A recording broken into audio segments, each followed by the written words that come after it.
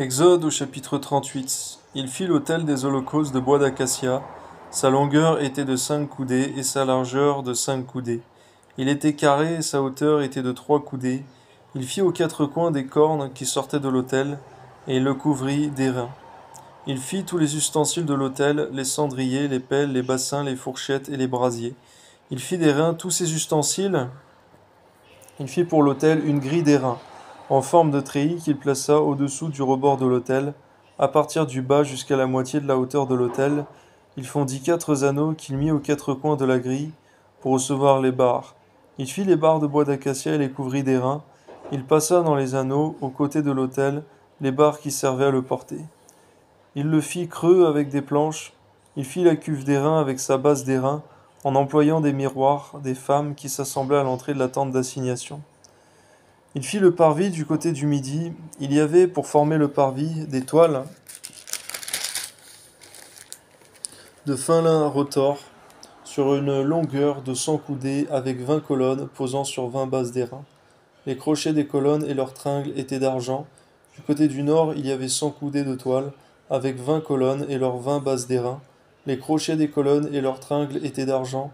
Du côté de l'occident, il y avait 50 coudées de toile, avec 10 colonnes et leurs 10 bases.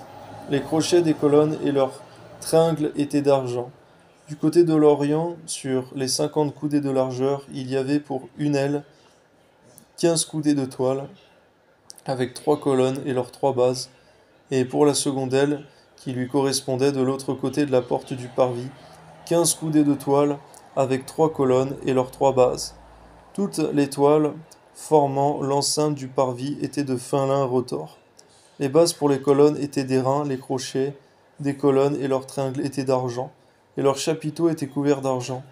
Toutes les colonnes du parvis étaient jointes par des tringles d'argent. Le rideau de la porte du parvis était un ouvrage de broderie en fil bleu, pourpre et cramoisi, et en fin lin retors. Il y avait une longueur de 20 coudées, et une hauteur de 5 coudées. Comme la largeur des toiles du parvis, ces 4 colonnes et leurs 4 bases étaient d'airain. Les crochets et leurs tringles étaient d'argent, et leurs chapiteaux étaient couverts d'argent. Tous les pieux de l'enceinte du tabernacle et du parvis étaient d'airain. Voici les comptes du tabernacle d'assignation, révisés d'après l'ordre de Moïse, par les soins des Lévites, sous la direction d'Ithamar, fils du sacrificateur Aaron. Betsaleel, fils d'Uri, fils de Hur, de la tribu de Juda, fit tout ce que l'Éternel avait ordonné à Moïse.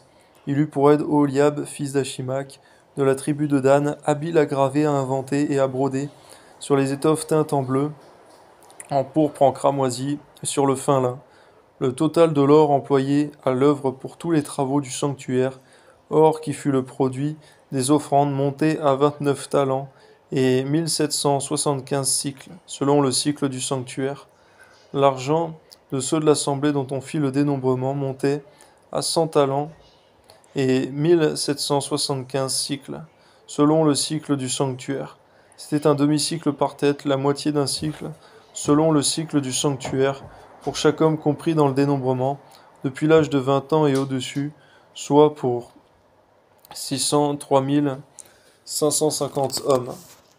Les 100 talents d'argent servirent à fondre les bases du sanctuaire et les bases du voile, 100 bases pour les 100 talents, 1 talent par base, et avec les 1775 cycles, on fit les crochets et les tringles pour les colonnes, et on couvrit les chapiteaux.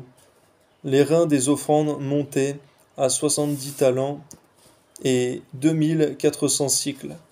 On en fit les bases de l'entrée de la tente d'assignation, l'autel d'airain avec sa grille, et tous les ustensiles de l'autel, les bases du parvis tout autour, et les bases de la porte du parvis, et tous les pieux de l'enceinte du tabernacle et du parvis. Amen.